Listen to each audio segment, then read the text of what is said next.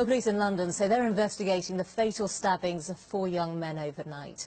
Detectives say the incidents took place in the north, the east and south of the city and are all unrelated. Well, 5 men have been arrested in connection with the murder in Enfield. And we're joined now by Peter Kirkman, who's a former senior investigating officer at the Metropolitan Police. Good evening to you. Is this particularly rare that 4 men have been killed in one single night? It's unusual for 4 to die. Sadly, it's anything but unusual for a number of stabbings to happen on the same night. That is now absolutely typical of a Friday and Saturday night across London. I hate to think what the death toll would be if it weren't for the great skills of the ambulance service, the helicopter medics and the A&E departments. It is horrendous out there. Do you think there's a reason that such horrific events like this are happening? Yeah, the reason is very obvious. Teresa May has cut the police service so that there are no longer police officers on the street and the control of public space has been lost. This is just one symptom of that. There are numerous others. Deaths on the road are rising because road traffic police are going.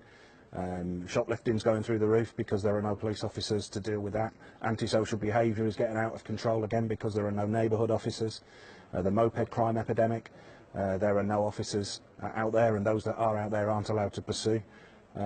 It is very simple. It is entirely down to Teresa May and her cuts to the police. She has the blood of these young people on her hands. I suppose her argument would be that the role of policing has changed a lot in recent years because now there is the ongoing threat of extremism and terrorism, and of course that was something that she looked into for the New Year celebrations because it was heightened, wasn't it?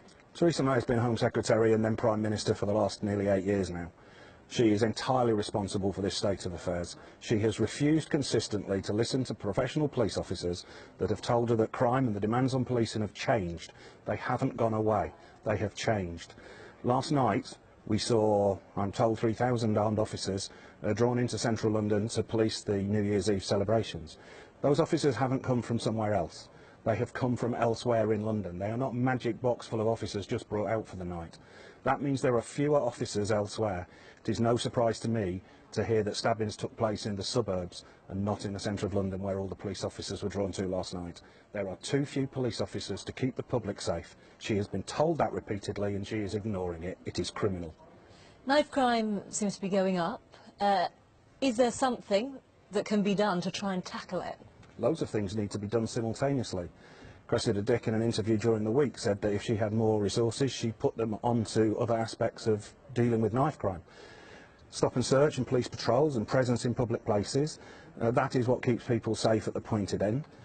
But officers need to be in schools. Officers need to be working with youth groups, officers need to be working with community groups, officers need to be working with probation service to try and deal with offenders and stop them re-offending. There are 1,000 things that need to be done. You can't do them without officers, and no matter how much this government goes on and on about being more, making more use of technology, an iPad is not going to prevent a single stabbing. It is as simple as that.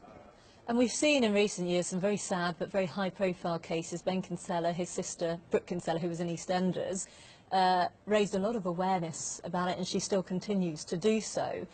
Has that helped raise awareness about the problem, would you say, and try to kind of cut the number of knife crimes that there are? Nothing seems to be raising the awareness of this government. They just seem to be ignoring everything. I really don't understand why they are not treating this as the emergency that it is. It is a public disaster happening in slow motion in front of our eyes. If these young people were white and they were on the streets of Maidenhead in her constituency and in Windsor, there would be an utter uproar. It would not be ignored. This is institutional racism at the heart of government. It is as simple as that.